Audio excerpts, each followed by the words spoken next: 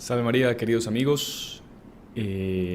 Bienvenidos como todos los martes a una nueva charla de formación en vivo, las charlas del canal de los Heraldos del Evangelio de El Salvador. Es una alegría estar aquí con todos ustedes un martes más y bueno, muy contentos porque la semana pasada llegamos a los 800,000 suscriptores, Padre Íñigo, ¿no? Es un número verdaderamente impresionante, muy grande. Y podemos decir que es todo pues trabajo, obra de la providencia. Nosotros lo único que hacemos es como que meterle un poquito de palos a la carreta, pero bueno, se hace lo que se puede. Pero sí, con mucha alegría por haber llegado a este número y sin necesidad de copiar nada a nadie, siempre pidiendo la inspiración del Espíritu Santo, con las charlas, con los podcasts, con los otros videos. Así que de verdad que estamos muy contentos y eso es gracias a ustedes que siguen este canal pues todos los días prácticamente, que ya somos una familia verdaderamente. Y bueno, el día de hoy, Padre, hoy es un día duro, una charla complicada, pero es una charla que nos han pedido mucho ustedes. Por cierto, pónganos en el chat si nos están viendo bien, desde dónde nos están acompañando, repórtense desde Madagascar, desde Los Ángeles, desde donde sea, Chalatenango. Pongan ahí la ciudad, el país, que será una alegría saber que estamos con todos ustedes. Y bueno, y desde donde nos están acompañando, seguramente en los países donde están ustedes, existe este problema que existe aquí también, que es el tema de los matrimonios cuando empieza a haber crisis, cuando empieza a haber problemas, y mucha gente escribe a veces contando sus dificultades y preguntando si es el momento de separarse, de divorciarse, si la iglesia permite el divorcio, si hay un divorcio católico, cómo es la cosa. Entonces hay muchas dudas que el Padre Íñigo el día de hoy pues nos va a resolver, a ustedes especialmente pues que están en la vida del matrimonio. Y bueno, así que esperemos que sea una charla muy provechosa para sacar todas esas dudas que las personas van teniendo. Entonces primero quiero saludar al Padre Íñigo. Salve María, Padre, ¿cómo está? Salve María, hermano Sebastián. Nuevamente una alegría estar aquí en esta sala, no solo para los podcasts, pero también para las charlas, que es un público también al cual queremos muchísimo, bueno, todos los del canal, evidentemente, y es una alegría estar aquí en compañía de todos. Y para servirles, como decía el hermano Sebastián, si llegamos a ese número, no es por obra nuestra, más es porque nosotros queremos servir a Dios, a la Virgen, y servirles a ustedes también. Padre, entonces, ni me acuerdo que le estaba preguntando, pero bueno, si quiere vamos a comenzar porque hay muchas dudas, la gente me imagino que también podrá ponerlas en el chat, vamos a tratar de leerlas todas, yo voy a ir acompañando el chat, pero bueno, vamos a seleccionar algunas preguntas más sobre el tema y bueno, transmisibles al Padre para que él pueda ir respondiéndolas. Así que, si le parece, Padre, comenzamos con una oración como es costumbre y vamos directo al tema. ¿Le parece? Claro que sí. Vamos a rezar entonces una Ave María, pidiendo la presencia de Jesús, de la Virgen María, de San José, que es también matrimonio perfecto de él con la Virgen, y también de los santos, de los ángeles que nos acompañen y nos asuman en esta charla para el servicio de ustedes. En el nombre del Padre, del Hijo y del Espíritu Santo. Amén. Dios te salve María, llena eres de gracia, el Señor es contigo. Bendita tú eres entre todas las mujeres, y bendito es el fruto de tu vientre, Jesús. Santa María, Madre de Dios, ruega por nosotros pecadores, ahora y en la hora de nuestra muerte. Amén.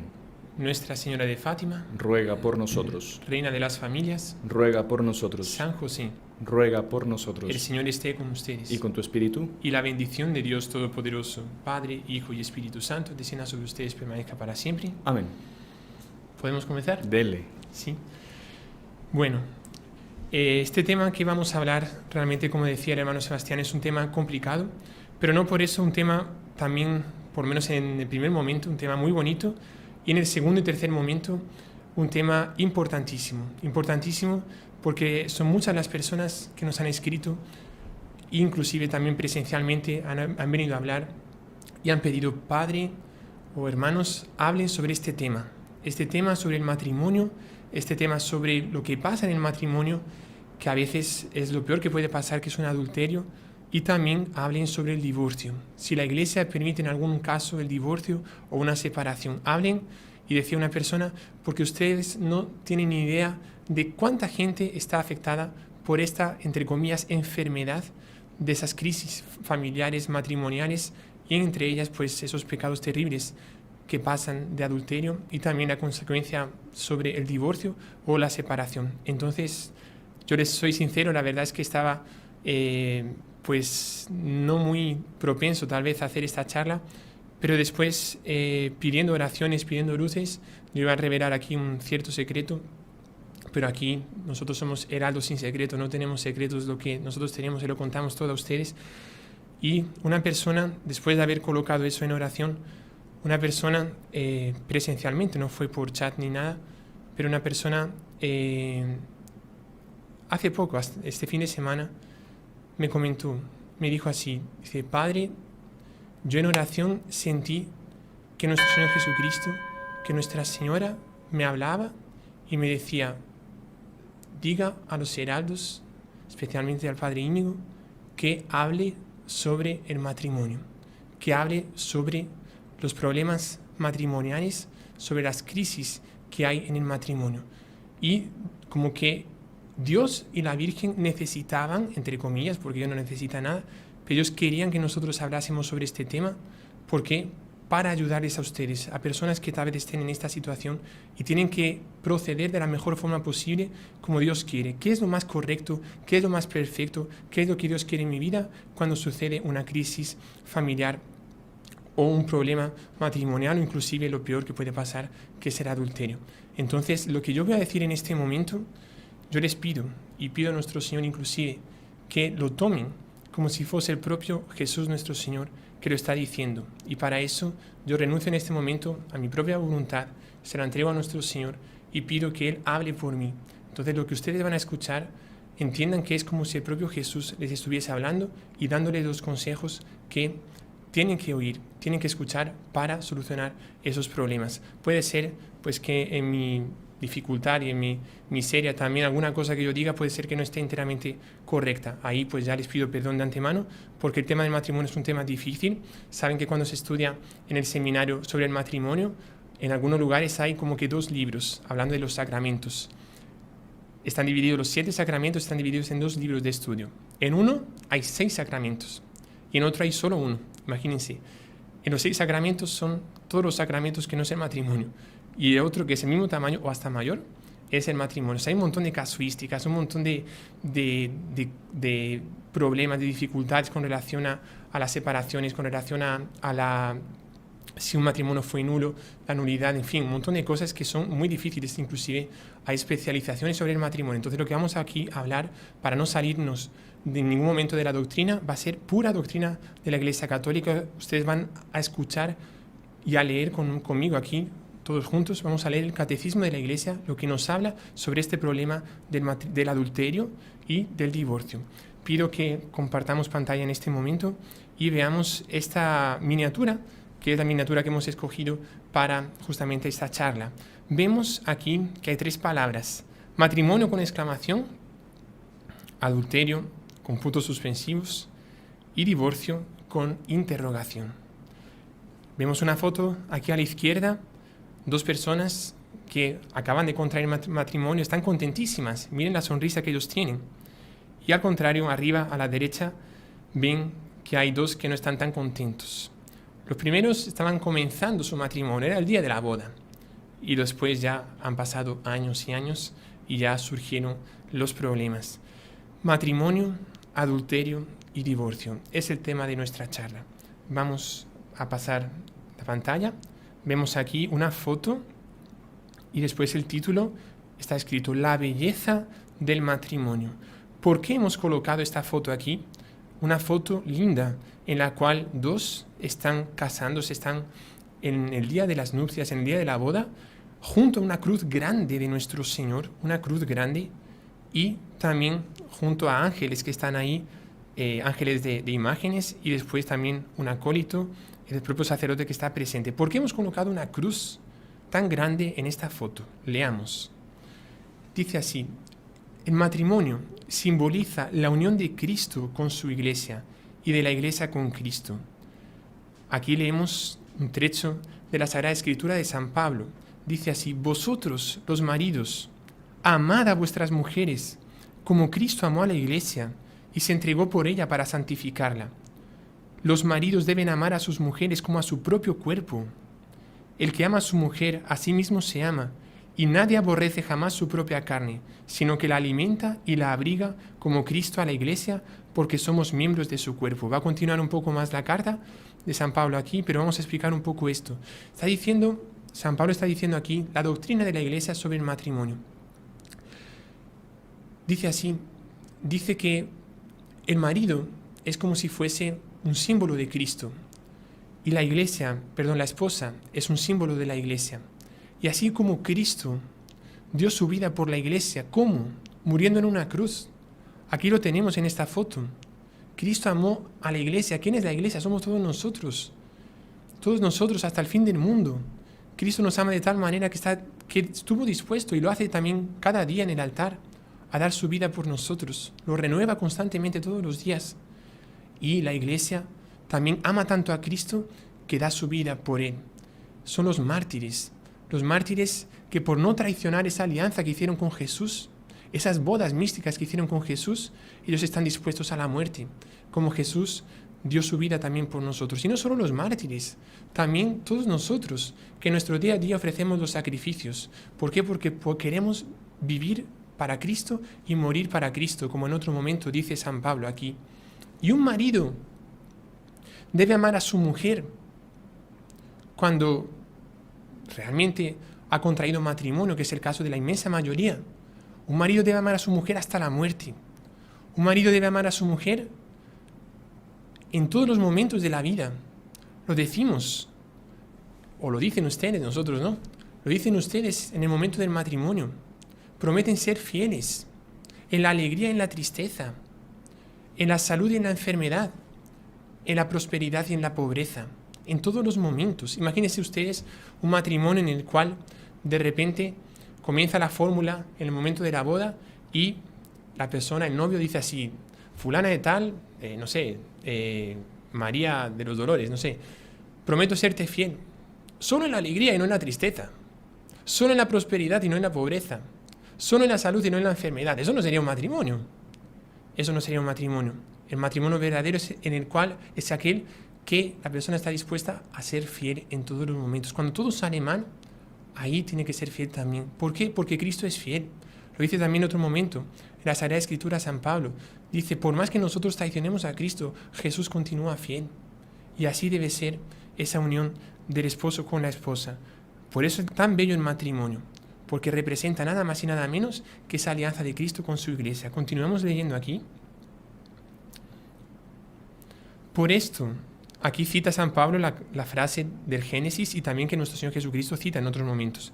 Por esto dejará el hombre a su padre y a su madre, y se unirá a su mujer, y serán los dos una sola carne. Dice San Pablo así.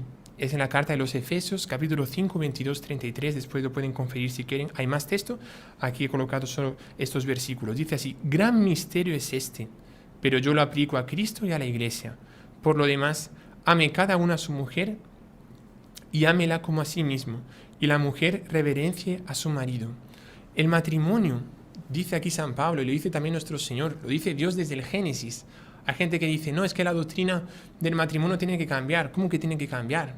Si Dios ya lo dijo así en el Génesis, si nuestro Señor Jesucristo lo reafirmó cuando Él estuvo presente aquí en la tierra, en el Nuevo Testamento lo leemos en los Evangelios, la doctrina del matrimonio no cambia, es siempre la misma.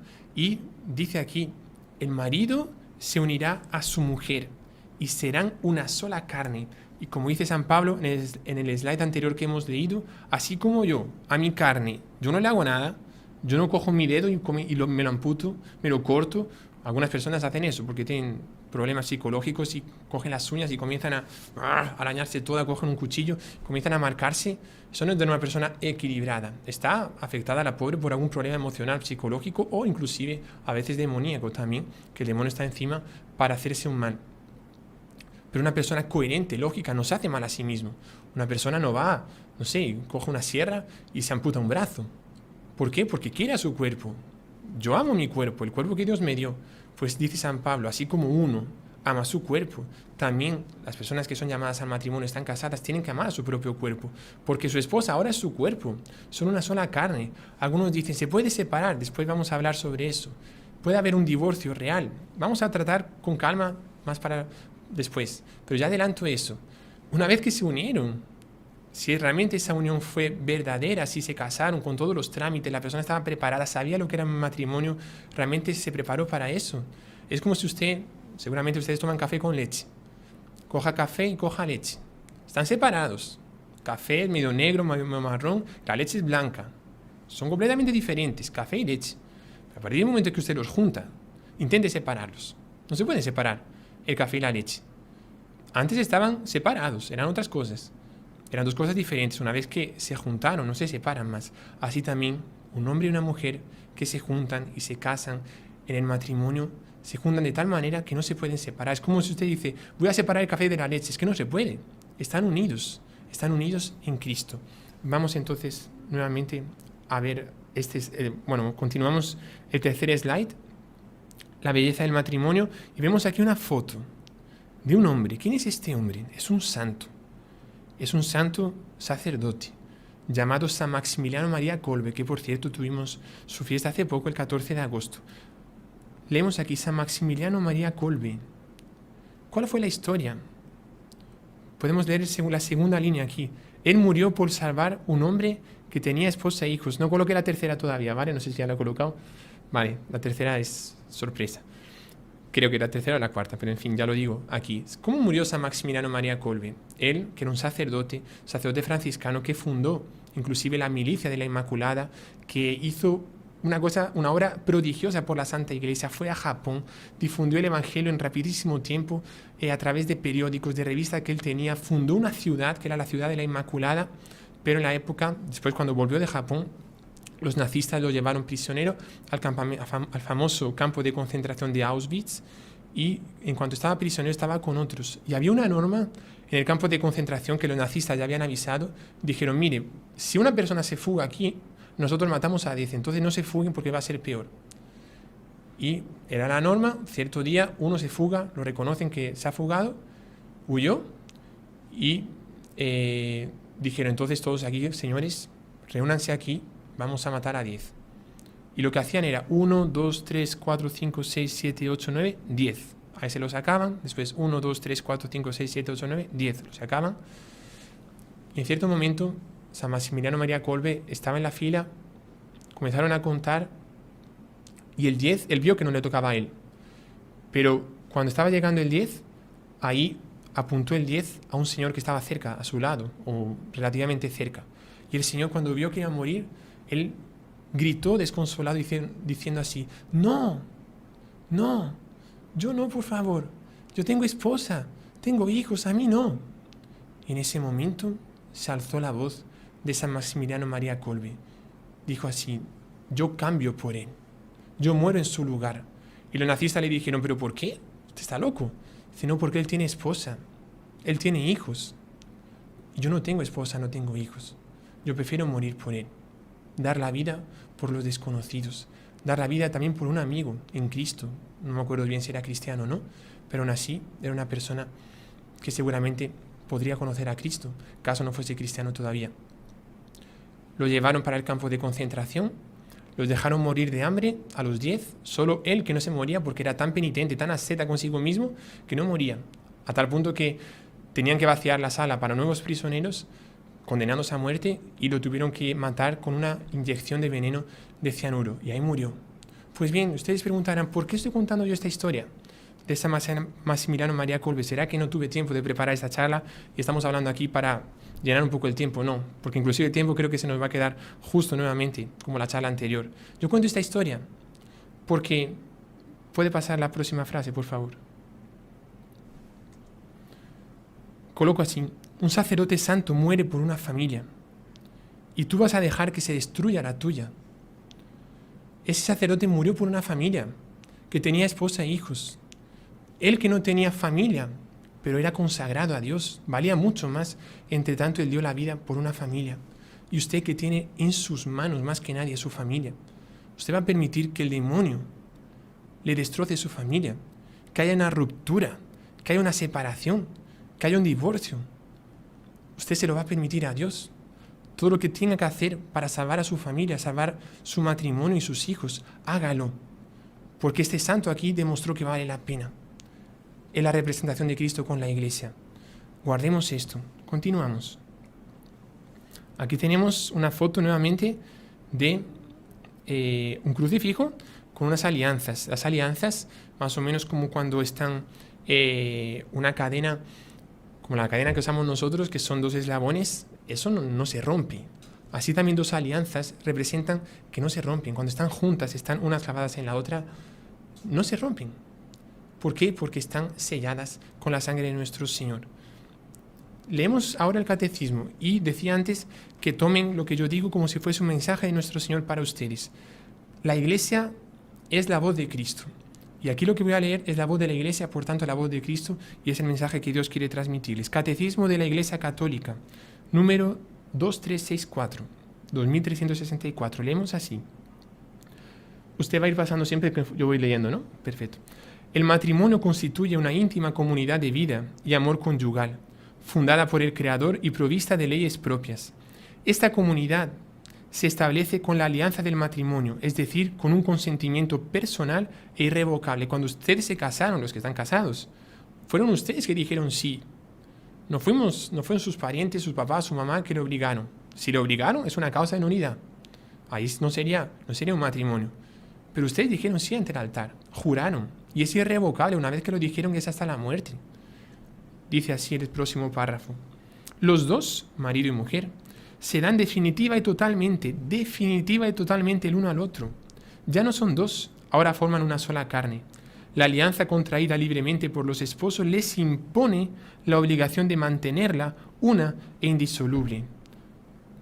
Lo que Dios unió, no lo separe el hombre. Aquí leemos el Código de Derecho Canónico, siempre en que vea CIC, no es Catecismo de la Iglesia Católica, más es el Código de Derecho Canónico. En latín se dice así. En el Canon 1056 deja claro también que el matrimonio es indisoluble, y también lo dicen las Escrituras aquí, Marcos 10:9, Mateo 19:1-12 y 1 Corintios 7:10-11. ¿Podemos continuar? Aquí también vemos una foto de dos que se están casando junto a una cruz. Después, si me olvido, hermano Sebastián, recuérdeme de una cosa de la cruz de Croacia, aquello que ya contamos otras veces. Ahora número 2365. La fidelidad expresa la constancia en el mantenimiento de la palabra dada. Dios es fiel. El sacramento del matrimonio hace entrar al hombre y la mujer en el misterio de la fidelidad de Cristo para con su iglesia. Por la castidad conyugal dan testimonio de este misterio ante el mundo. O sea, es muy serio que ustedes sean fieles en el matrimonio. No se puede pecar de adulterio, jamás. ¿Por qué? ¿Saben por qué? Porque si alguien resbala, si alguien peca, marido o mujer, y hace algo con otra persona que no es su mujer o no es su marido, ¿saben qué pasa? Que ustedes están manchando a Cristo y a la iglesia. Ustedes están dando a entender a la gente que Cristo también traiciona a su iglesia, que la iglesia también traiciona a Cristo. ¿Por qué? Porque si su matrimonio simboliza la alianza, la unión de Cristo con su iglesia, y ustedes lo manchan. No me dirijo a ustedes porque seguramente todos aquí son súper fieles, pero estoy diciendo para alertar, para que el demonio puede hacer una de las suyas y traicionarnos. Entonces, mucho cuidado, porque es muy serio la unión conyugal, la castidad conyugal, como dice aquí, porque ustedes están dando testimonio del misterio de la unión de Cristo con la iglesia. Si no se es fiel, se está dando un mal ejemplo y se está dando a entender a la gente de que Cristo no es fiel a su iglesia. Enfrente vemos aquí la foto de un santo. ¿Quién será este santo? San Juan Crisóstomo. Vean qué palabras tan bonitas de San Juan Crisóstomo. Saben que Crisóstomo en griego, crisos significa oro. Por cierto, la palabra crisis, cuando nosotros estamos en crisis, siempre pensamos que es algo malo, pero a veces no es malo, porque crisis viene de oro. Y para que el oro se purifique, saben que el oro cuando se recoge en la tierra o en los ríos y está con esas pepitas, perdón, esas manchas, esas impurezas negras, para que se vuelva oro y sea limpiado de esas impurezas, ¿qué hay que hacerlo? Hay que someterlo al crisol, a la purificación del fuego. Y ahí, con el fuego tan caliente, el oro se purifica y sale oro puro. Si el oro tuviese sentimientos, personalidad, al oro no le gustaría nada que pasase por una crisis, por una purificación así. Pero el artífice lo hace para que el oro sea más puro. Y muchas veces Dios en nuestra vida hace eso también. Dios en nuestra vida nos somete al fuego de la aprobación, de las tentaciones, de los problemas, de las crisis. Y a veces es la mano de Dios ahí también, no porque Él quiera el pecado, Él nunca va a querer el pecado, pero permite problemas y hasta permite pecados sin quererlos, pero para que nosotros salgamos purificados. Entonces, no se olviden, si alguna vez hay crisis en los matrimonios, a veces Dios está queriendo que el fuego de su amor para con su cónyuge, o sea, con el marido o la mujer, sea más puro. Dios quiere ese oro puro de los matrimonios. Pues bien, Crisóstomo, Crisós significa oro, stomo significa boca. Es San Juan, boca de oro, porque él decía unas palabras tan bonitas que decían que como si tuviese una boca de oro, que hablase palabras de oro. San Juan Crisóstomo sugiere a los jóvenes esposos hacer este razonamiento a sus esposas. Dice así, comillas, esposo joven a su esposa joven, o también los que ya son mayores también. Te he tomado en mis brazos, te amo y te prefiero a mi vida, porque la vida presente no es nada. Te ruego, te pido y hago todo lo posible para que de tal manera vivamos la vida presente que allá en la otra podamos vivir juntos con plena seguridad. Pongo tu amor por encima de todo y nada me será más penoso que apartarme alguna vez de ti. Eso lo dice en esta obra aquí, In Epistulam ad Efesios, homilia 28. Está también dentro del Catecismo de la Iglesia Católica. Estas palabras tan bonitas de San Juan Crisóstomo, que dice que el esposo tiene que amar a su esposa así, tomándola en sus brazos, amándola, prefiriéndola a su propia vida, para que ese amor que ellos tienen después se quede perpetuado también en la eternidad, por más que ese vínculo se rompe con la muerte, pero ese amor que comenzaron también se purifica y se aman por toda la eternidad. Vamos a la próxima diapositiva, al próximo slide. Aquí vemos una luna bastante bonita, y vemos una frase aquí. Pero suele pasar que después de la luna de miel, la boda, todos contentos, alegría, van después al festín, a la fiesta que hay, después champán, danzan, espero que bailes castos y no impuros, pero en fin, cosas que sean permitidas por la iglesia, pero ellos, alegría, una sonrisa en los labios de la esposa y del esposo, alegría, alegría, se van de luna de miel, viajan por el mundo, un viaje extraordinario, luna de miel. Pero suele pasar que después de la luna de miel, foto, viene la luna de hiel. ¿Qué es la hiel? Es lo que tenemos en la vesícula biliar y en el hígado. Es amarga. La hiel es amarga. Cuando a nuestro Señor Jesucristo pidió agua, decía que tenía sed, bueno, él dijo que tenía sed, en vez de ofrecerle agua, le ofrecieron vinagre con hiel, para más amargura todavía. Y puede pasar que a veces la persona se metió entre comillas, en la vida matrimonial súper alegre y tal, pero no estaba preparado para la hiel. La hiel también hace parte de nuestra vida, es el crisós, es el oro, es la purificación, es el fuego que Dios quiere que nosotros pasemos, son los problemas. Y una persona que entra en el matrimonio pensando que no va a tener problemas, no se olviden, ese matrimonio está condenado al fracaso. Una persona tiene que querer morir por su esposa, querer morir por su esposo, aguantar los problemas, las probaciones, prepararse para la hiel. Enfrente. Vemos la foto y el texto aquí. Poco a poco, vemos esta foto aquí. Ya están, por esta foto que vemos que los dos ya pasaron por momentos de hiel. Tanto él cuanto ella. Él está por lo menos con las manos medio juntas, esta vez está rezando, la otra con los brazos cruzados y mirando para otro lugar, separado de él. Leemos, poco a poco se van dando cuenta, esposo y esposa, de que la vida matrimonial no es un constante happy end. Como siempre nosotros ya casi no vemos películas porque no tenemos tiempo, pero generalmente en las películas de Hollywood hay problemas, hay tramas, no sé qué, y después siempre final feliz, happy end. La persona piensa que su vida matrimonial no es que va a terminar bien, es que continuamente es un happy end, es un final feliz. Es un happy life, es una vida feliz.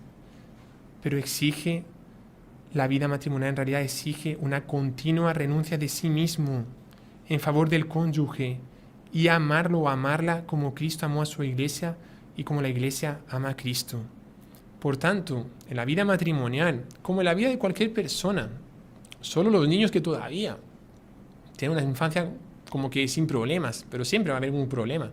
Se le caen los dientes, no sé, llora, no sabe hacer algo, suspende el examen. Siempre hay problemas. Y nosotros también, nuestra vida religiosa está llena de problemas. Es que Jesús dijo, si alguien quiere ser mi discípulo, que renuncie a sí mismo y coja su cruz y me siga. No dijo así, si alguien quiere ser mi discípulo, sepa que la vida va a ser un happy end. No, va a ser llena de problemas. Y esos problemas también están en el matrimonio. Pero la persona tiene que estar dispuesta a cargar los problemas como Jesús cargó la cruz. Renuncia a ti mismo en favor de tu esposa. Cuando tengas un problema y tú tengas tu opinión y tu esposa tenga otra opinión, ¿por qué no le dejas a ella que tenga su opinión? Si eso no es una cosa moral, si no es una cosa que está en juego el pecado, que ahí sí hay que imponer su criterio, porque no es nuestro criterio, es el criterio de Dios. No podemos permitir el pecado. Pero eso es una cosa pequeña. No sé, por ejemplo, la forma de cocinar algo. Yo prefiero una cosa y ella prefiere de otro. Que sea como ella quiere o que sea como él quiere. Renuncia en tu vida familiar a tu criterio, a lo que tú quieres. Algunas cosas que tal vez nosotros nos gusta mucho hacer, pero a la esposa no le gusta que nosotros lo hagamos. Renuncia, renuncia, renuncia en favor de tu esposa, como Cristo renunció a su vida en favor de la iglesia. ¿Continuamos? No sé si quiere comentar algo, hermano Sebastián, si están dormidos ahí los pobres que están ya cansadísimos. Un minuto, padre. No, dormido no están, la gente está súper atenta y hay un montón de preguntas. Solo que son preguntas mucha casuística. Sí, yo creo que primero es mejor dar la temática porque tal vez algunas preguntas están dentro de las Exactamente. Entonces hay cosas muy concretas acá, confesiones públicas, pero muchas dudas al respecto del divorcio, muchas dudas al respecto de la infidelidad, hasta cuándo hay que perdonar una infidelidad. Eso lo vamos a ver. Eso se va a tocar ahorita, me imagino. Y también hay otra pregunta, pero esta se la hago yo al final, que es, bueno, si quieres se la hago ahorita, para que la gente ya la tenga preparada. Sí, que, por ejemplo, mucha gente pregunta eso, no ahorita, pero he escuchado que si un sacerdote no se casa, ¿cómo puede venir a dar consejos matrimoniales? Si el sacerdote no sabe lo que es aguantarse a una mujer, aguantarse unos hijos, en fin, las peleas en la casa y eso. Si quiere ahí al final usted la responde, porque es algo que mucha gente se pregunta y a veces no acuden a un sacerdote por eso, que entiende de matrimonio. ¿Sí? Mejor voy a buscar a alguien que ha tenido siete esposas, porque ya sabe cómo, claro. No sé, bueno. Perfecto. Pero si quiere continúa ahí con el tema. Pero no. Bueno, ya adelanto solo un paréntesis con eso, después vamos a dar la razón más profunda, ¿no? Pero no por un médico que trata de cáncer, por ejemplo, por más que él nunca tuvo cáncer, pero si él estudió cómo es el cáncer y le ha operado a un montón de gente de cáncer, ¿no? Bueno, voy a mirar para acá. Él sabe lo que es el cáncer. Él no tuvo cáncer. Sí, no me mira a mí. Yo sé aquí, que un padre tiene que atender esos casos. Sí. No, pero, o sea, nosotros no tenemos... Bueno, le respondemos ya si quiere. Nosotros no tenemos la realidad de la vida matrimonial dentro de nuestra vida. Porque nosotros somos consagrados como sacerdotes y como hermanos. Pero nosotros primero hemos estudiado y sabemos, aquí están los libros, mira, aquí Para Salvarte, del padre Jorge Loring, no me lo he leído entero, pero bueno, estamos ahí a camino, y está aquí del padre Miguel Ángel Fuentes, muy bueno, por cierto, del Instituto del Verbo Encarnado, y muchos otros que hemos leído también. Son 7 años de seminario para estudiar muchas cosas sobre lo que es pecado y lo que no, y entre ellos también la parte del matrimonio. Pero además de haber estudiado, también nosotros tenemos cotidianamente la experiencia contada por la gente. O sea, sabemos más por relatos, como si hubiésemos leído un montón de libros, que la gente que ha vivido su experiencia, porque la gente que ha vivido su experiencia ha vivido una experiencia. Y nosotros tenemos el relato de millares de experiencias. Por tanto, sabemos mucho más que lo que una persona llamada al matrimonio puede saber. Por el ejemplo que daba antes, una persona que tiene cáncer y se dirige a un oncólogo, que es un médico que trata el cáncer, y dice, ¿pero usted tuvo cáncer? El médico dice, no, yo no tengo cáncer. Entonces, ¿cómo usted me va a tratar? Pues porque yo tengo estudios y yo he operado ya a 1000 personas. Y la persona, no, si usted no tiene cáncer, no sabe lo que es la realidad del cáncer. Yo lo sé. Así que usted tiene que saberlo primero. Cuando usted tenga cáncer, ahí voy a su clínica. Está loca la persona. El médico va a saber operar aunque no haya tenido cáncer. Así también nosotros los sacerdotes vamos a saber operar, entre comillas, hacer una cirugía de palabras, intentando ayudar a la gente, salvando a la gente de esa enfermedad terrible que es el adulterio o el divorcio. ¿Por qué? Por la experiencia que hemos tenido en confesiones, en atendimientos espirituales y también por los estudios que hemos hecho. ¿Vale? Excelente, me convenció. Bueno, vamos al próximo slide. Aquí tenemos una foto, tenemos el título y tenemos el texto. Y si no se toma cuidado, el demonio puede ir llevando esa insatisfacción, o sea, esa tristeza, esa hiel, esos problemas, esas crisis. La persona se queda cada vez más triste, piensa que la esposa ya no es la esposa de sus sueños, piensa que el esposo ya no es el príncipe azul con el cual ella se casó y quiere coger otro príncipe azul. El otro quiere coger una princesa venida de no sé qué palacio o del infierno. El demonio puede ir llevando esa insatisfacción conyugal o familiar para el pecado más terrible para el matrimonio, que es, leemos aquí, el adulterio. Aquí en la foto vemos que da la impresión de que algo pasó en esta foto, ¿no? Adulterio. Continuamos. Vamos a ver, vemos aquí esta foto también, con el corazón partido, se dividieron. En vez de estar unidos, corazón unido, se separaron. Y los dos de espaldas, uno del otro.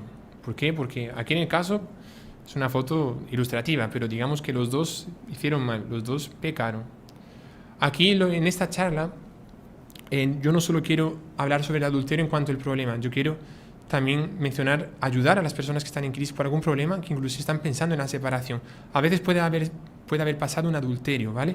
Otras veces son otros problemas que vamos a tratar también, que la persona puede pensar, y a veces puede tener razón, que se permitiría una separación. Vamos a hablar sobre eso, ¿vale? Entonces, cuando digo adulterio, es porque es una de las razones más comunes, pero también puede ser el alcoholismo, puede ser malos tratos psicológicos, puede ser una violencia familiar, puede ser un montón de cosas.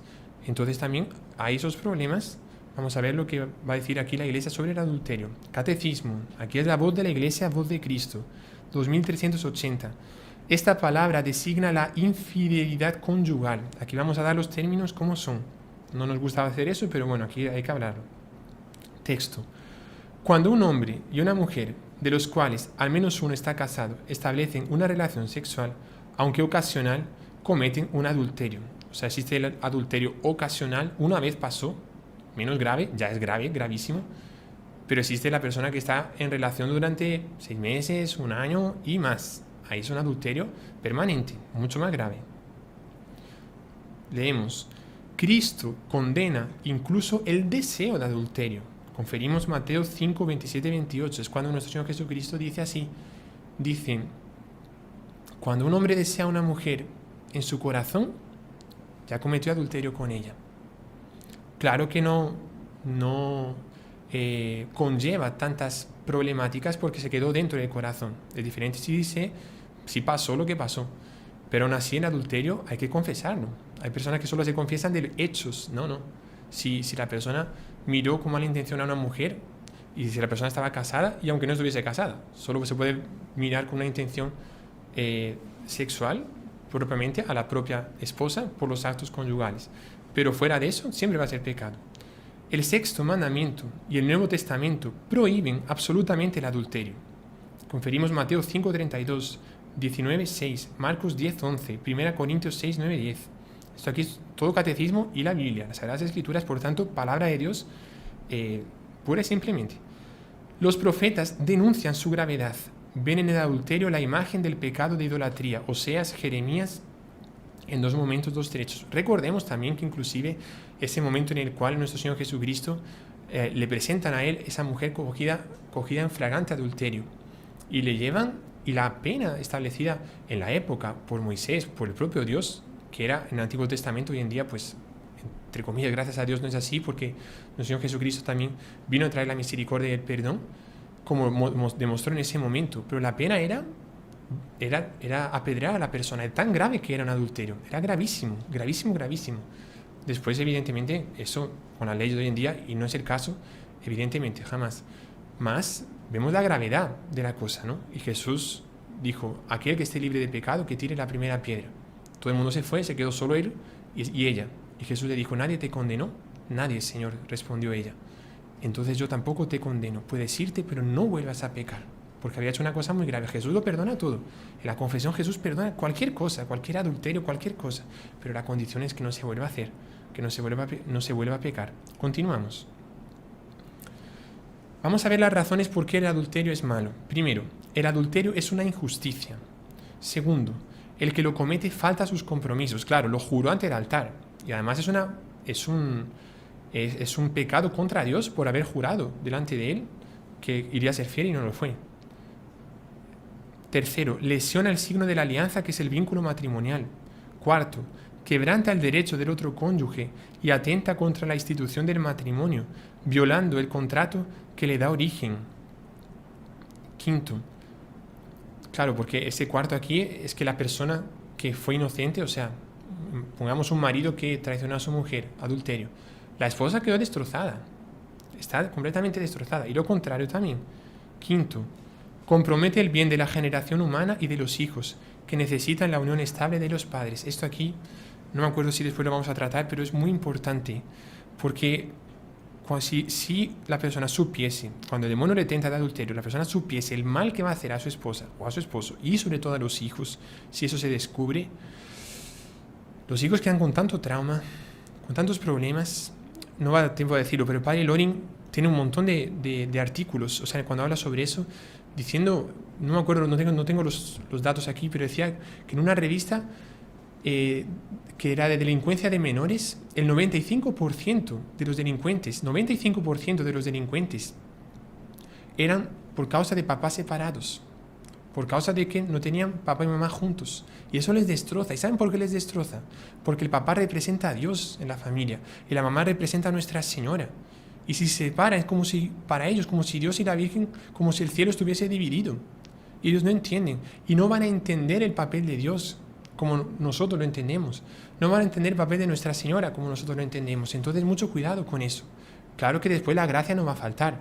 Y después hay gente que con papás separados se transformarán en santos, pero les va a costar mucho más que si la persona tuviese un matrimonio estable. Enfrente. Y ahora el título, el divorcio. Aquí vemos esta foto con las alianzas separadas, ya no están unidas.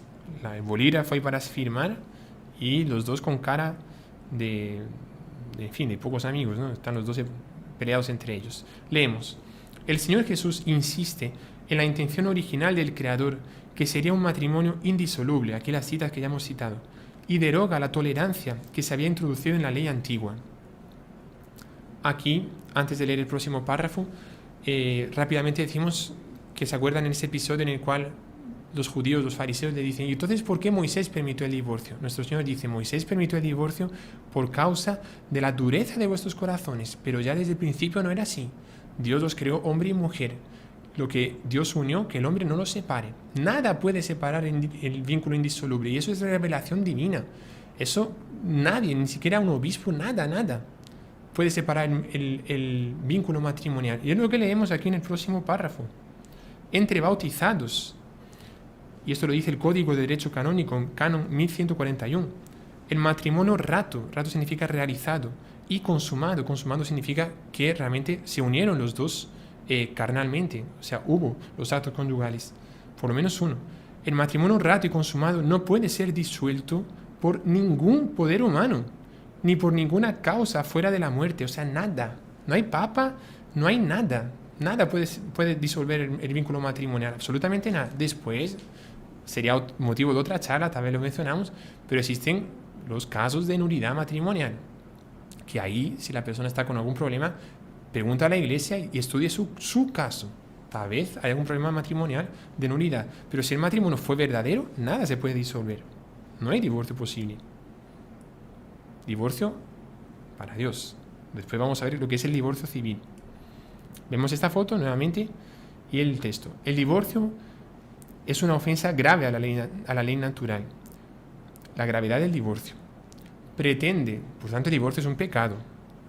pretende romper el contrato aceptado libremente por los esposos de vivir juntos hasta la muerte. Pretende romper, vean la palabra, pretende romper, porque no lo rompe. Lo rompe para los hombres, pero no lo rompe para Dios, porque el divorcio es una tentativa de romper algo que Dios ya estableció como unidos. Pero es un ataque contra Dios diciendo, no, lo que Dios unió se puede separar, no se puede separar. Aceptado libremente por los esposos de vivir juntos hasta la muerte. Tercero, el divorcio atenta contra la alianza de salvación de la cual el matrimonio sacramental es un signo. Cuarto, el hecho de contraer una nueva unión, aunque reconocida por la ley civil, aumenta la gravedad de la ruptura.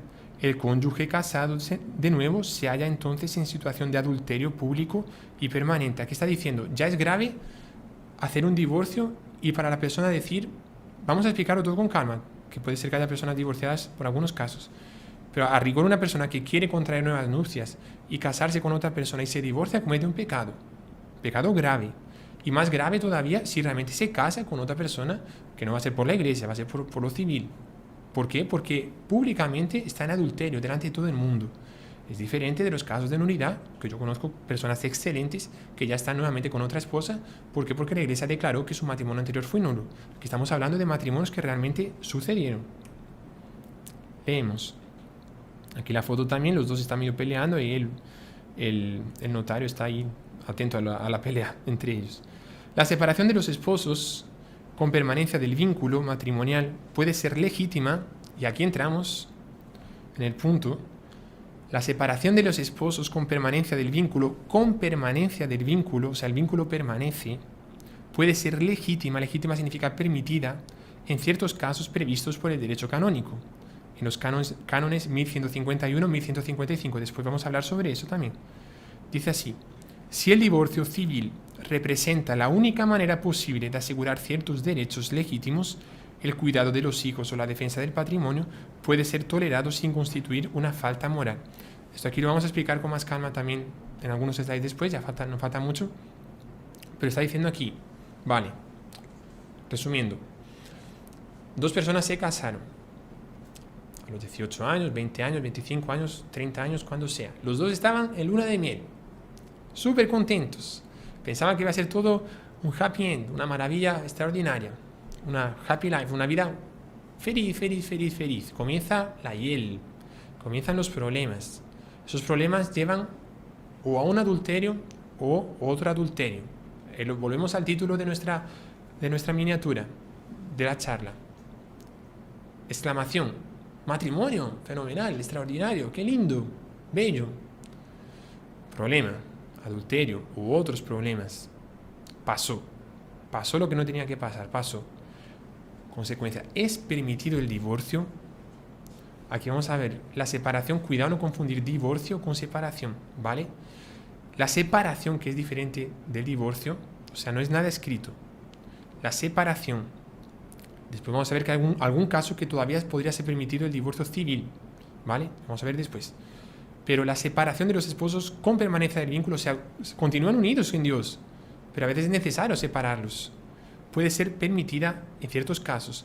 Si el divorcio civil, lo que está escrito aquí, representa la única manera posible de asegurar ciertos derechos legítimos, el cuidado de los hijos o la defensa del patrimonio puede ser tolerado. O sea, a veces el divorcio civil, si no hay otro medio, ¿por qué?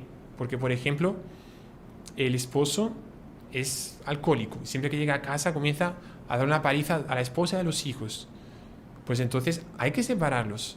Hay malos tratos. Habrá que tener una separación. Se intentó, vale. Vamos a intentar dar después causas también y soluciones.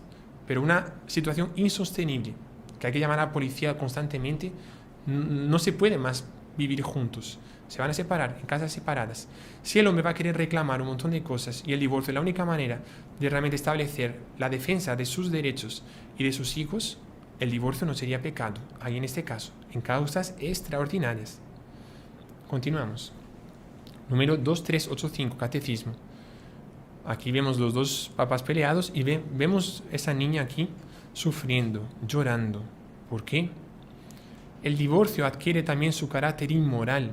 O sea, no es moral, no es permitido, a causa del desorden que introduce en la célula familiar y en la sociedad. Este desorden entraña daños graves. Vamos a ver los daños graves. Primero, para el cónyuge que se ve abandonado, Claro, como decíamos antes, hay un divorcio, perfecto. Perfecto no, en fin, pasó el divorcio. ¿Qué desórdenes trae el divorcio cuando sucede un divorcio? Primero la persona, pongamos a una mujer que amaba a su esposo, que rezaba por él, para que se salvase, para que se convirtiese. Y él no cede, pidió el divorcio, no había otra manera, se estableció el divorcio. La pobre esposa está abandonada, se ve abandonada. Ella sabe que no se va a casar de nuevo, ella sabe que no va a tener a Dios, a la figura de Dios en su casa, por así decirlo, ustedes me entienden, porque él representa a Dios Padre. O lo contrario también, la esposa que se va, el propio papá, no tiene a Nuestra Señora, entre comillas, en su casa. Es una tristeza y se ven abandonados los otros cónyuges. Segundo, para los hijos, traumatizados por la separación de los padres y a menudo viviendo en tensión a causa de sus padres. Yo conozco muchos casos de hijos realmente que sufrieron bárbaramente por la separación de sus papás. Cuidado, porque puede estar destrozando la vida espiritual, la vida moral, emocional, psicológica de sus hijos. Tercero, importante esto aquí, por su efecto contagioso que hace de él una verdadera plaga social. O sea, aquí en el Catecismo de la Iglesia Católica está escrito que el divorcio hecho sucesivamente constituye una verdadera plaga social, porque las personas piensan, esta aquí se divorció, la vecina se divorció, mi primo se divorció, mi tía se divorció, mi profesora se divorció, mi abuelo se divorció, pues me voy a divorciar también, y comienza una bola de nieve de divorcios. ¿Por qué? Por los malos ejemplos. Es una plaga eso ahí. Hoy en día, no sé, el porcentaje no consigo saber, pero tal vez más de la mitad de la gente está divorciada. ¿Por qué? Porque no se paró en el momento. Se tenía que haber parado ya en el comienzo. Saber que había divorcios, algunos tolerables, permitidos.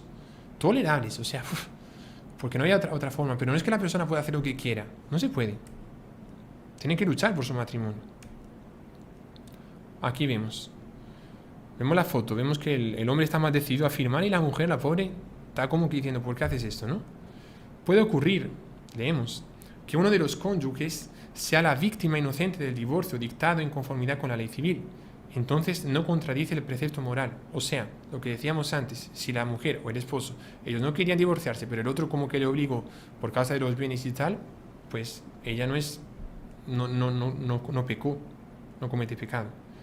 Existe una diferencia considerable entre el cónyuge que se ha esforzado con sinceridad por ser fiel al sacramento del matrimonio y se ve injustamente abandonado, y el que, por una falta grave de su parte, destruye un matrimonio canónicamente válido.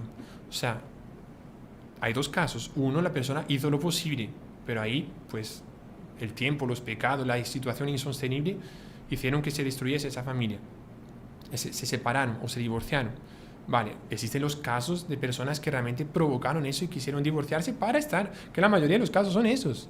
Perdonen, sobre todo los hombres, que tienen una fantasía cualquiera con una mujer, comienza poco a poco, se encuentra una vez, se encuentra otra, se encuentra otra, se encuentra otra, comienza ya 6 meses, un año, como decíamos antes, en el comienzo, y ahí comienza, dice, pues voy a abandonar a mi esposa y voy a juntarme a otra. Pecado mortal, puertas del infierno abiertas para ese hombre o para esa mujer. Y para la persona también con esta, si se muere en un accidente después de volver de una fiesta súper contentos por haber tomado no sé qué, están los dos comenzando una nueva vida feliz, accidente, muerte, infierno. Y eso no lo digo yo, es pecado mortal. Está en pecado mortal, una persona que muere en pecado mortal se va al infierno. Mucho cuidado. El matrimonio es indisoluble. En el caso de personas que, al contrario, hicieron lo posible para salvar su matrimonio y no están con otra persona, ellos están en gracia. Vamos a ver después la situación sacramental de esas personas, que es muy importante. Leemos aquí. ¿Y cuándo es posible la separación? Lo hemos visto un poco antes, ahora párrafo por párrafo. Separación de lecho y techo, ¿vale? O sea, de cama y de casa. A veces es permitido decir, no se puede ya convivir juntos, o sea, no se puede cohabitar juntos, no se pueden tener las relaciones matrimoniales juntas. ¿Por qué? Porque no se puede. O sea, ya hay un factor ahí de violencia, de adulterio también, de lo que sea, que no se puede. Aquí vemos la foto, los dos están también queriendo el divorcio. Cuando no se atenta contra el vínculo sacramental, la separación puede ser legítima en ciertos casos previstos por el derecho canónico.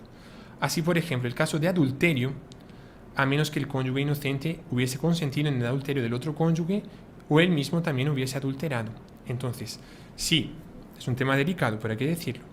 Si hay adulterio de una de las partes, el esposo pecó de adulterio, fue público, la esposa se enteró, la esposa a rigor, ella tendría el derecho de separarse del marido. Vamos a ver si es lo ideal o no.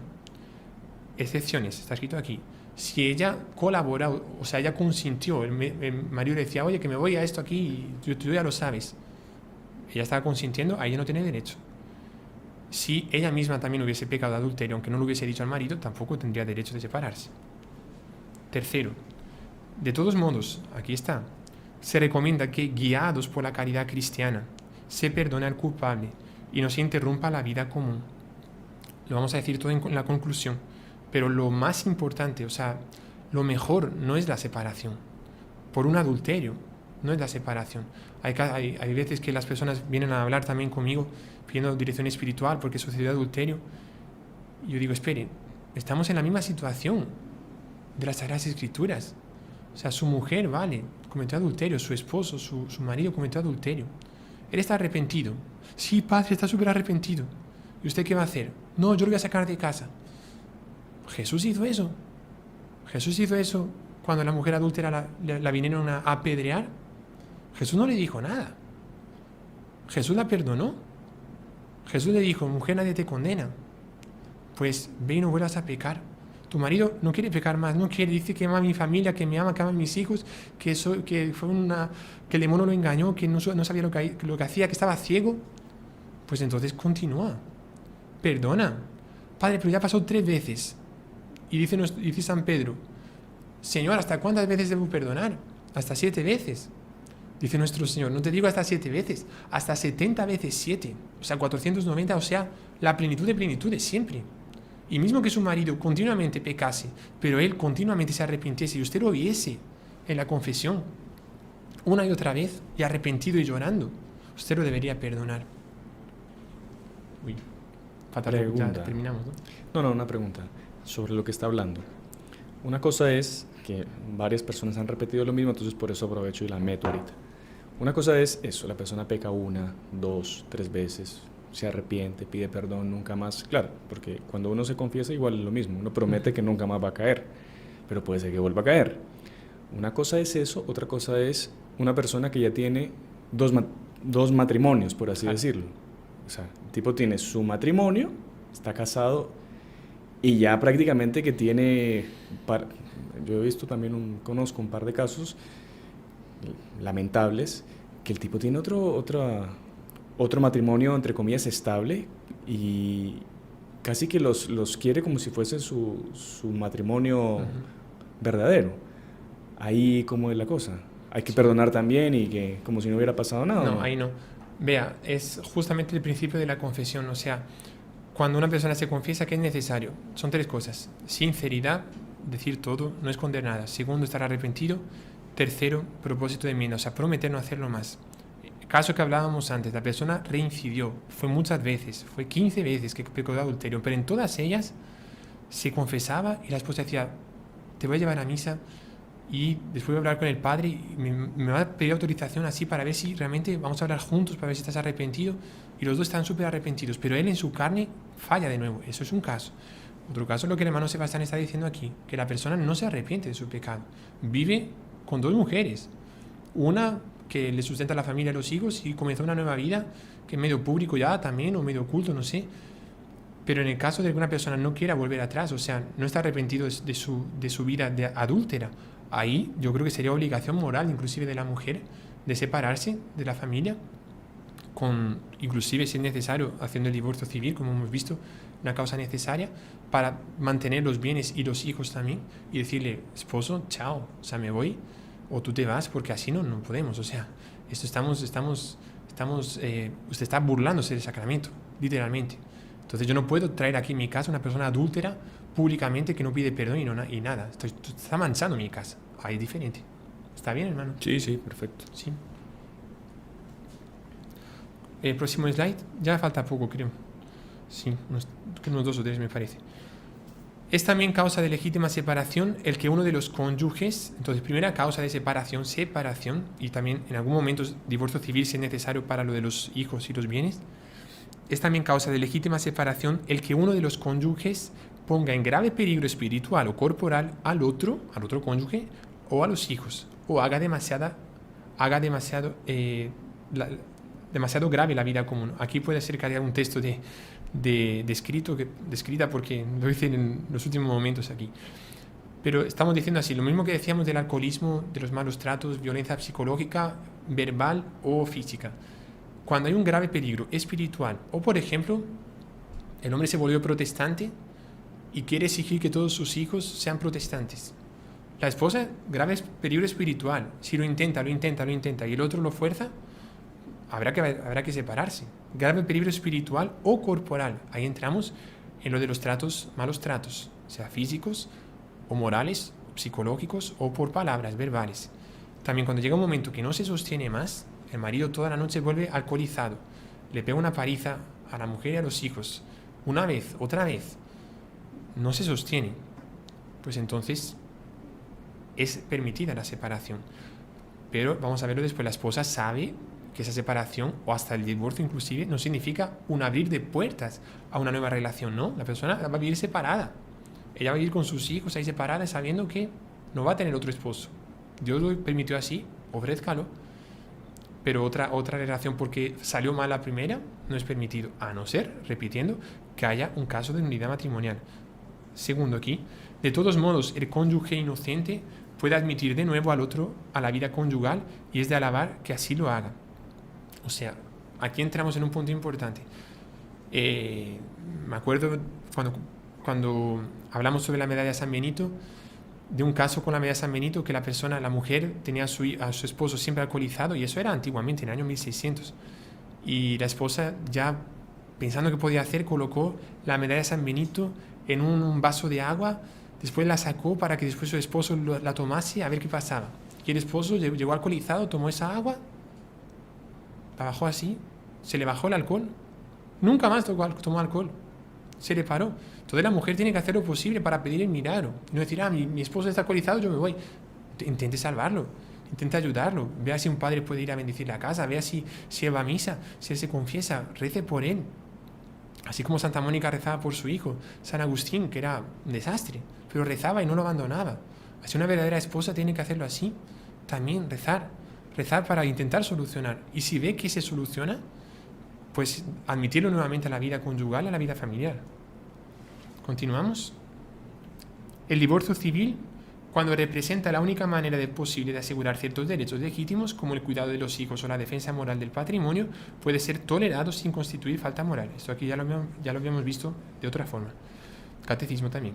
Queda sobreentendido que hay verdadera tolerancia cuando no se reconoce ninguna ruptura del vínculo ni intención de contraer nuevo matrimonio por parte del cónyuge inocente, al margen de lo que haga el culpable. O sea, vale, el divorcio es tolerable, pero desde que la persona sepa que no va a contraer nuevas nupcias, no se va a casar de nuevo.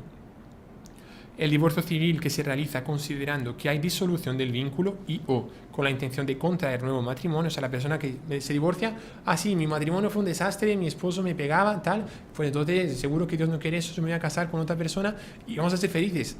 No, si usted se divorcia con la intención de contraer nuevo matrimonio, aunque sea reconocido por la ley civil, es que para Dios la ley civil no importa en esta parte del matrimonio, o sea, un divorcio civil para Dios no vale nada, lo que importa es que están casados por la iglesia. Entonces una persona que se divorcia así pensando en contraer nuevo matrimonio es un pecado grave contra la ley natural y contra el sacramento. Cuando se contraen nuevas nupcias, entonces el cónyuge se halla en estado de adulterio público y permanente, es lo que leímos antes también. Ahora ya faltan solo los dos últimos slides y después abro todo para preguntas, si bien que ya estamos con el tiempo súper lleno aquí ya. Si uno de los cónyuges es la parte inocente de un divorcio dictado en conformidad con la ley civil, no peca. Lo habíamos visto antes también. E incluso autores serios señalan que en circunstancias extraordinarias la parte inocente puede pedir el divorcio civil lícitamente siempre y cuando se reúnan tres condiciones. Esto aquí es un resumen de lo que hemos estado hablando, ¿vale? Guárdenlo. Primero, se puede pedir el divorcio, entonces volviendo a la miniatura. Matrimonio, adulterio, divorcio. Perdón, matrimonio. No, matrimonio es separación. Matrimonio, felicidad. adulterio, qué desastre. Divorcio, se puede. ¿Cuándo es posible la separación inclusive con divorcio? Es lícita, se puede hacer lícitamente siempre y cuando se reúnan 3 condiciones. Primera, que reconozca que el vínculo sacramental permanece inalterado por la declaración civil del divorcio. Como decíamos, por más que se divorcien, continúan casados por la iglesia. Están separados de cuerpos, viviendo otra vida, lo que sea. Y por más que esta esposa aquí esté sola y el otro esté juntado a otra, no, para Dios están juntos todavía. El vínculo sacramental permanece inalterado. O sea, uno está pecando, la otra no. Claro, exactamente. Que esa es la diferencia. Sí, el otro que se juntó... A los ojos de Dios están casados. A los ojos de Dios también están casados. Que la intención, segundo, que la intención de la parte inocente no sea contraer un nuevo matrimonio.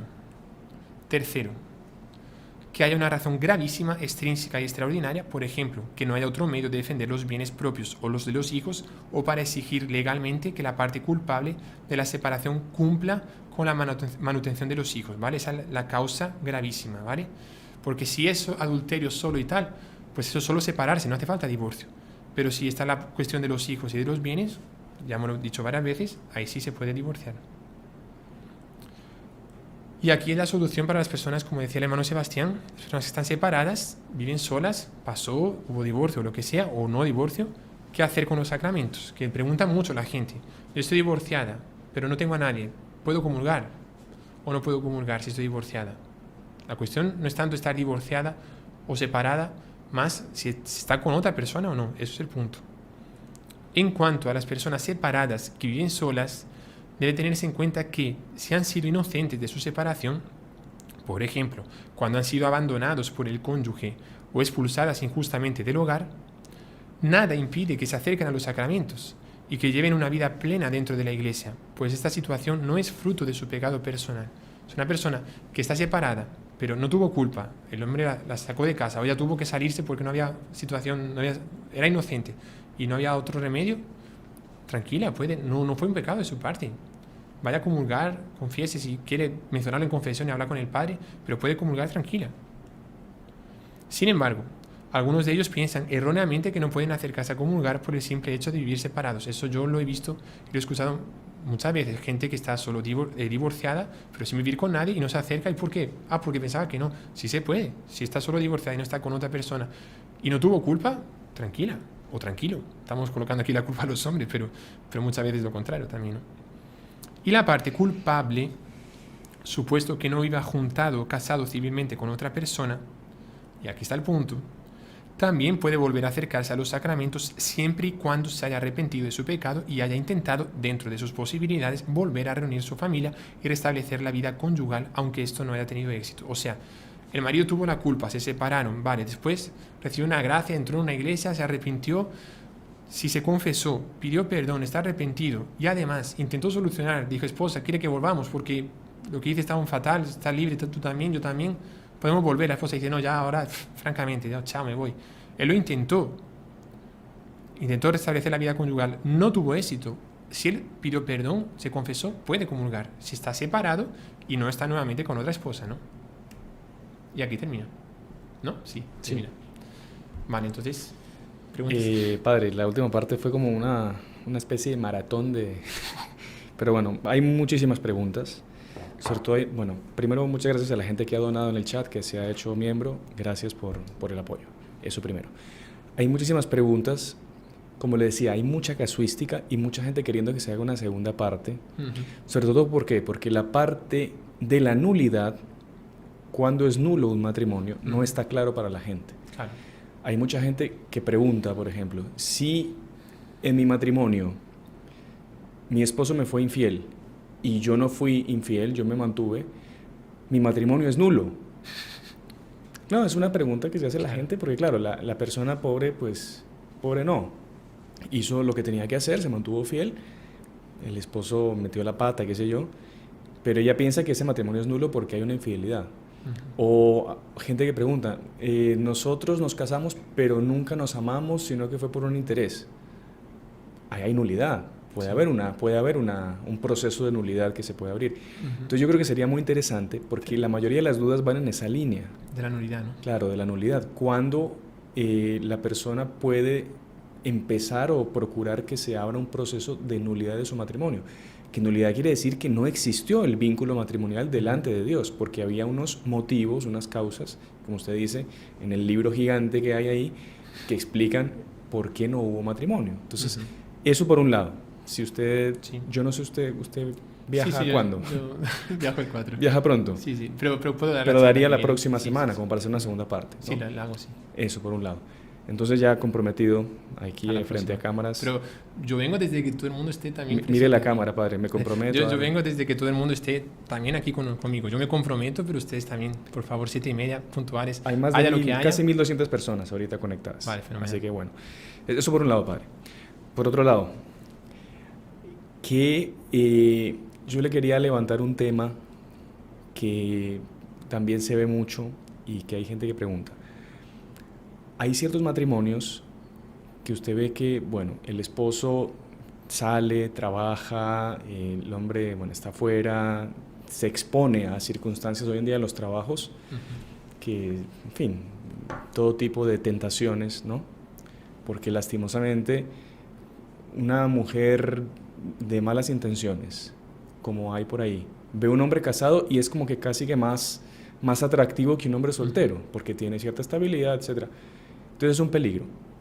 Pero también usted ve que las mujeres, en cierto sentido, algunas esposas, no cuidan a sus maridos. Entonces, no digo que sean, como dicen hoy en día, tóxicas, que estén ahí revisándoles, pero estar, digamos, pendientes.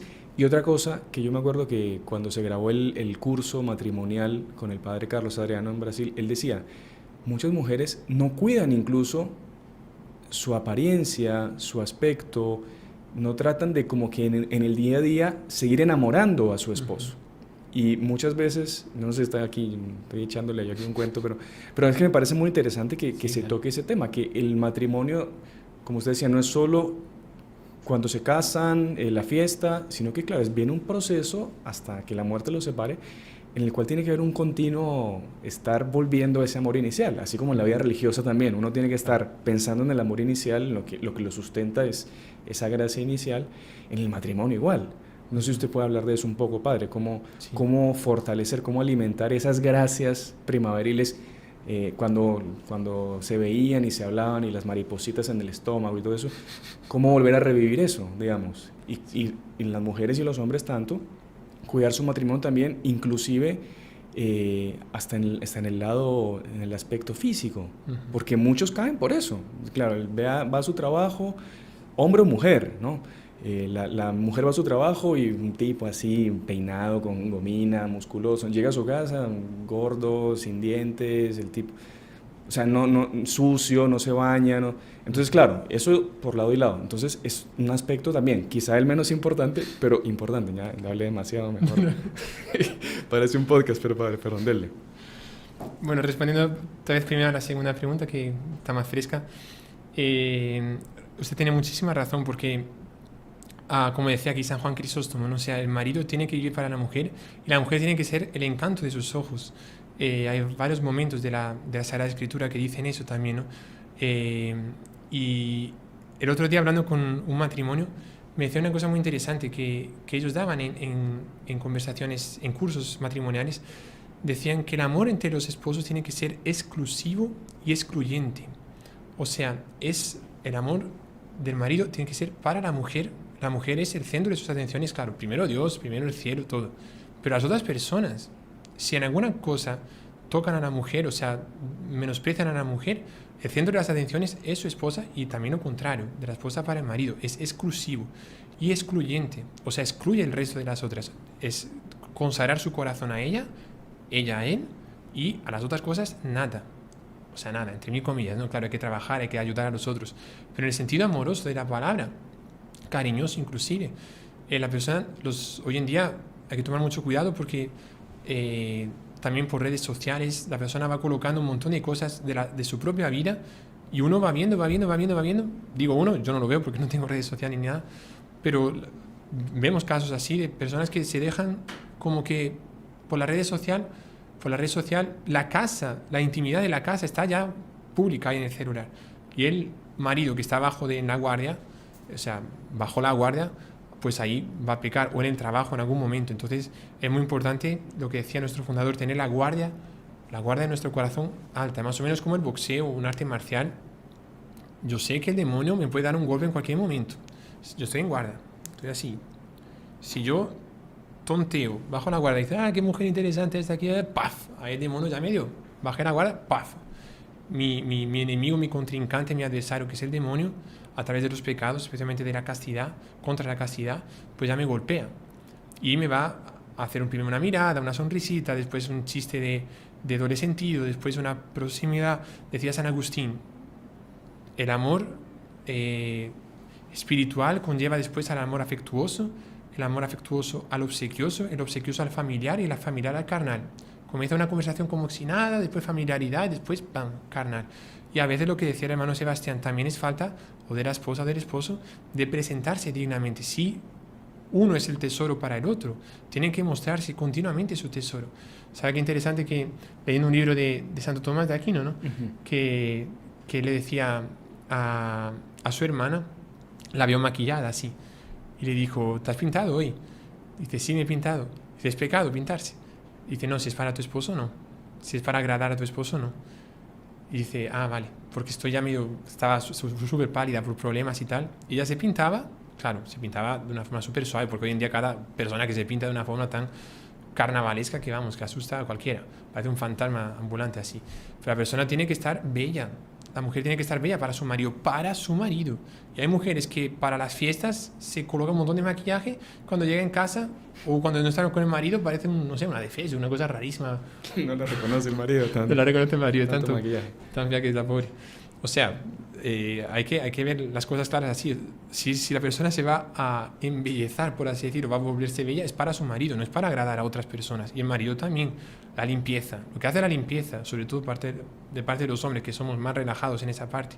Usted tiene que usar un agua de colonia buena, no digo cara ni nada, estoy diciendo que agrade bien, higiene, desodorante, limpieza, lavarse los dientes, toilette, baño diario, en fin. Su cuarto tiene que ser un primor, cambiarse la ropa también con mucha frecuencia y no ser disculpe la palabra, pero en España se usa es una pocilga, o sea, es un cerdo que vive en su hábitat natural ahí y es el cuarto de los maridos, es ese. Entonces la mujer ya no aguanta más y prefiere otro marido porque consigue respirar, por lo menos oxígeno, porque el otro, en fin, es asqueroso. Eso por un lado, ¿vale? Y lo otro... El tema de las dudas que hay con la nulidad, o sea... Porque sí, eso. Yo creo que hay mucha deficiencia, especialmente en los cursos prematrimoniales, ¿no? Que las parejas jóvenes se van a casar y no saben qué están haciendo, no saben qué es el matrimonio, no saben qué es el sacramento y no saben a lo que se están comprometiendo también. Entonces es un mero acto de sentimentalismo que tienen, o sea, que no saben la gravedad que tiene, la seriedad que tiene un matrimonio delante de Dios. Entonces hay ciertos casos que la Iglesia, pues evidentemente, abre la posibilidad de que se declare nulo un matrimonio. No es que la Iglesia declara un divorcio aprobado por la Iglesia, sino que, dependiendo de cierto estudio, de ciertos casos, se da ese decreto de que fue nulo. Entonces, hay mucha gente que tiene esa duda de cuándo se puede comenzar un proceso de esos, cuáles son los motivos. Entonces, de repente, en la próxima charla, quizá... Doy una idea ahora y en la próxima charla lo hablamos todo. Como quizá en la próxima charla, un tema de casuística con preguntas que agarremos. Vale. Y usted habla quizá de la nulidad, pues dejando bien claro eso. ¿Le parece? Sí, perfecto. Claro. Pues lo que decía el hermano Sebastián, o sea, la Iglesia no anula un matrimonio, la Iglesia declara nulo, es diferente. O sea, anular es una cosa que valía, que existía, que era real, yo lo anulo, ¡pum!, ya no existe más. La Iglesia no tiene poder para eso. Como está escrito aquí, fue unido por Dios, solo la muerte puede separar, ¿vale? La leche con el café, eso fueron unidos, la Iglesia no consigue separar eso, ¿vale? Pero la Iglesia puede estudiar si en el momento del matrimonio, como decía el hermano Sebastián, hubo algo, que hay muchísimas causas, pero muchísimas causas, ya adelanto algunas, si uno de los dos escondió o no quería tener hijos, por ejemplo, se decidieron los dos mutuamente, no vamos a tener hijos, una causa de nulidad. Si ella estaba escondiendo, estaba en adulterio antes, si fue forzada porque estaba embarazada, no sé, y ella no quería, pero los papás lo obligaron, y ella no quería, otras veces ella quiere, aunque está embarazada, Pero son casos, si la persona fue forzada, si estaba escondiendo que tenía otra vida de vicios, de horrores, y no fue transparente en el momento. Hay muchas causas, eso lo vamos a ver en la próxima clase, ¿vale? La Iglesia, con un cuestionario de preguntas, tanto a él cuanto a ella, esposo y esposa, que están en ese problema matrimonial, va a estudiar, va a ver cómo fue el momento del matrimonio, no importa lo que sucedió después. Esa persona que decía, no, mi marido me fue infiel 15 años después. Si fue infiel después, no importa. Lo que importa es si él antes en el matrimonio, en el momento de casarse, estaban todos preparados, si la persona no tenía maturidad para entender que era un matrimonio, si no sabía que era indisoluble, o sea, que no se separaba, pensaba que si no funcionaba se podía separar y ya pensaba eso, pensaba divorciarse a los 3 años, era solo por la fiesta, que iba a ser súper bonito todo y pagaron, alguien le consiguió dar un dinero para hacer una fiesta extraordinaria con un buffet, no sé qué, y la persona no le importaba ser fiel o no, decía en el altar que iba a ser fiel, pero él no decía nada, eso es un motivo de nulidad. La Iglesia va a estudiar eso ahí y va a ver si realmente hubo matrimonio, o sea, en el fondo, si el café y la leche, por así decirlo, se juntaron o no se juntaron. La Iglesia va a decir, se juntaron, pues lo lamento, van a tener que vivir separados, no se pueden contraer nuevas nupcias. Pero la Iglesia, si en vez de ver que era café y leche, ve que entre comillas fue agua y aceite, por así decirlo, que eran, por más que se juntaron, pero no se juntan, no se unen y después parecía que estaban juntos, pero después los colocan en el vaso y están separados los dos, porque la densidad de uno es diferente de la otra. No se unieron. Pensábamos que estaban unidos, pero no estaban unidos. La Iglesia va a decir, realmente no hubo matrimonio. No es que lo anula, es que dice que no hubo, lo declara nulo, nunca existió. No es que dejó de existir, no existió nunca. Y ahí en ese momento, con la nulidad en manos, ahí la persona puede accesar a nuevas nupcias y casarse nuevamente, que es el caso de mucha gente. Inclusive es la recomendación que se hace para casos que la persona no sabe realmente si está casada o no.